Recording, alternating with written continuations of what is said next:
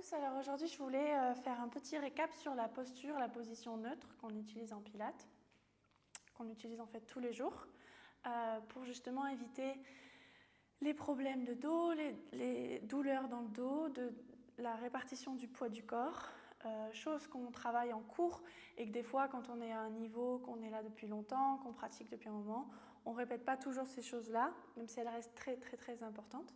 Donc voilà, si vous avez besoin d'un petit refresh sur la posture, à adopter en cours, mais aussi quand on conduit, quand on est à la maison, qu'on cuisine, toutes ces choses-là où on a tendance à prendre de mauvaises habitudes. Voilà, donc cette vidéo sera pour ce refresh. Donc on va commencer debout.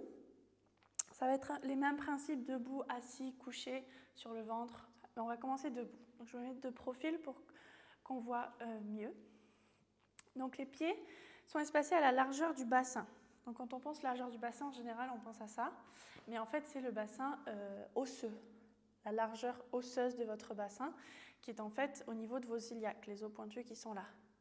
Ouais, donc normalement, si vous faites 2 poings serrés, ça équivaut à peu près à la largeur de votre bassin.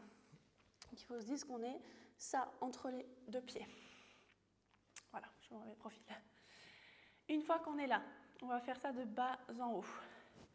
On va vérifier la répartition du poids du corps. Donc, certaines personnes ont tendance à mettre tout le poids du corps en avant au niveau des orteils, d'autres sont plus en arrière, d'autres sont plus à droite ou à gauche. Ici, on va aller chercher à rééquilibrer tout ça et trouver notre centre. Donc, pour ça, vous pouvez basculer le poids du corps en avant, en arrière, pour vraiment visualiser quelles sont vos 2 extrémités et trouver le juste milieu. Et même chose droite et gauche, on répartit le poids du corps. Et on revient au centre.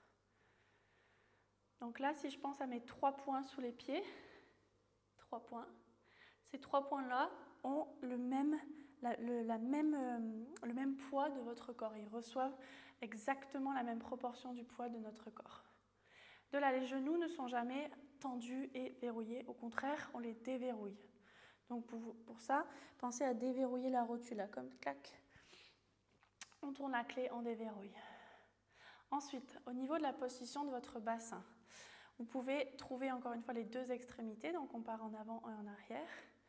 Rétroversion, antéversion.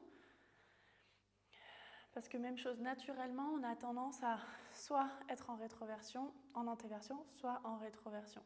Donc ici, on veut vraiment trouver le juste milieu. J'aime bien l'image d'avoir quelques plombs au niveau de votre coccyx et qui du coup, ça fait du poids et le coccyx va vers le sol. Et automatiquement, quand ça se passe ici, comme si on fermait une veste zippée, jouk, là on remonte.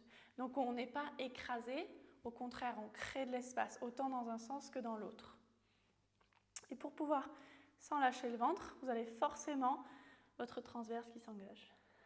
Ouais. Ensuite, on a tendance à dire, quand on faites-vous grand, soyez le plus grand possible. On a envie de faire ça, on ouvre beaucoup dans les côtes. Maintenant, visualisez la cage thoracique, donc vraiment ça fait tout le tour. Et en fait, on veut l'emboîter comme si on emboîtait une brique au-dessus de l'autre.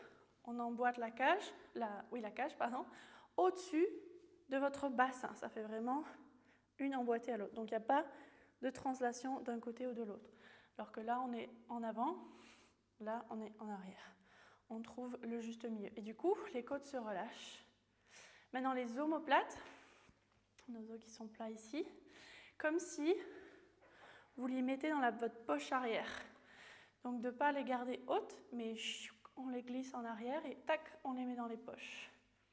Et du coup, forcément, vous allez sentir votre épaule qui se replace. C'est attaché de toute façon, ça va avec. On dégage bien au niveau des clavicules. Ensuite, on a tendance, quand on passe beaucoup de temps à travailler sur l'ordinateur, sur notre téléphone, enfin de nos jours on passe beaucoup plus de temps sur les écrans, on a souvent ça qui se propose parce qu'on a la tête en avant ou parce qu'on est face à l'ordinateur. Donc mettez la main sous votre menton et reculez le menton.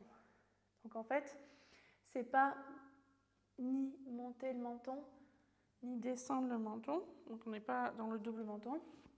C'est vraiment une translation, tac, on remet à niveau. Et du coup, si on est contre un mur, on devrait avoir l'arrière du crâne aligné avec notre sacrum, aligné avec nos talons. Ce qui fait qu'on est parfaitement aligné. Et on garde donc nos courbes naturelles qu'on a syphose, lordose, syphose, lordose. Donc forcément, il y a un creux au niveau des lombaires, un creux au niveau de la nuque et une syphose au niveau de vos omoplates et du coccyx. C'est normal, c'est naturel. Donc en pilates, on travaille avec ces courbes-là naturelles. On ne va pas exagérer pour plaquer et aplatir le dos. On reste dans ces courbes-là. Et pour tenir notre position, notre bassin, notre cage thoracique, on engage nos abdominaux profonds et nos muscles profonds en règle générale. Donc une fois qu'on a visualisé ça debout, c'est après le retrouver quand on change de position. Donc si on prend la position à quatre pattes par exemple, on aligne les épaules au-dessus des poignets, bassin au-dessus des genoux. Et là c'est la même chose. J'évite de faire une translation en avant avec mon menton, donc je recule, tac, j'aligne ma nuque à ma colonne vertébrale. Même chose, je n'ai pas les côtes en avant, je place la cage, hop, alignée à mon bassin. Même chose pour le bassin, du coup, je ne suis pas non plus en exagération de ma rétroversion. Comme si on a un fil qui nous tirait au niveau du sommet du crâne. Donc le sommet du crâne, ce n'est pas le front, hein, c'est vraiment au sommet. Et le coccyx. Et on tire ces deux lignes-là. On allonge, on allonge, on allonge, on allonge. Ensuite, quand on passe sur le ventre, on va faire celle-ci parce qu'elle est plus complexe. Donc en général, on est sur le ventre, c'est beaucoup plus difficile à trouver, puisque justement, on est en appui sur l'avant du corps. Juste checker. Ouais, c'est bon. Ça tourne.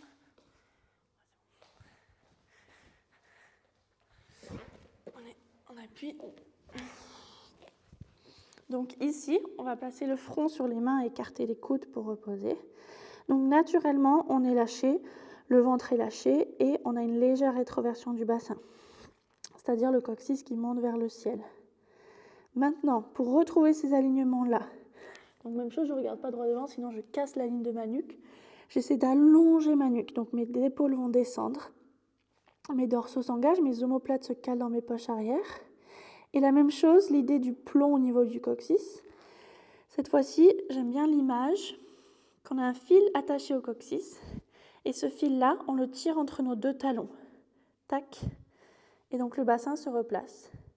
Donc l'image aussi, c'est d'aller chercher, créer un tout petit espace sous le ventre pour une feuille de papier ou une petite coccinelle. Et là, automatiquement, nos fessiers, ils sont engagés. On ne serre pas les fesses à 100%, ils sont engagés, ils ne sont pas contractés. C'est naturel. Donc on n'est pas à 100% de la contraction, ils sont juste éveillés pour nous maintenir ici. Et du coup, quand on fait le travail de dos ou même de jambes, on essaie de maintenir cette posture-là. Parce que dès que vous lâchez le ventre, il y a ça qui se passe. Donc à la plage, c'est bien, mais en cours, on essaie de penser à ça. Ensuite, sur le dos, hop là. Quand on est allongé, eh bien, c'est la même chose. On est réparti entre le pied droit et le pied gauche, si on est dans cette position-là. Et là, je réaligne l'arrière de mon crâne avec mon sacrum. Donc le sacrum, c'est l'os plat. Vous avez les vertèbres lombaires et le coccyx, le sacrum, il est au milieu et il est vraiment plat. Et c'est ça que vous cherchez ici. Là, l'os est plat. Donc n'hésitez pas, à chaque fois qu'on s'allonge, de faire quelques bascules de bassin pour justement trouver où est mon sacrum. L'os plat. Donc en fonction de votre morphologie, votre alignement, il y aura un espace entre les lombaires et le tapis. Et c'est OK, tant qu'on n'est pas au niveau des ischions. Et là, du coup, on va forcer dans les lombaires et ce n'est pas le but. Là, c'est lâché. Alors que là, c'est maintenu. Et en général, même chose, les côtes, là, vous voyez comme si je voulais me faire grande. On n'appuie pas les trapèzes au sol, mais le milieu du dos. Donc c'est là où on attache le soutien-gorge. Et du coup, automatiquement, si vous visualisez, c'est un peu plus bas. Là, je suis en haut, au niveau des trapèzes. Je descends et du coup, ça se referme. Donc vous imaginez entre vos iliaques, les os des hanches, là, les côtes flottantes, comme s'il y avait un petit élastique. On ne veut pas tirer dessus et on ne veut pas qu'il soit mou. Il est juste tendu. Et du coup, automatiquement, les épaules se relâchent, puisqu'on glisse les omoplates et qu'on les met dans nos poches arrière. Et là, vous avez votre position neutre allongée sur le dos. Voilà.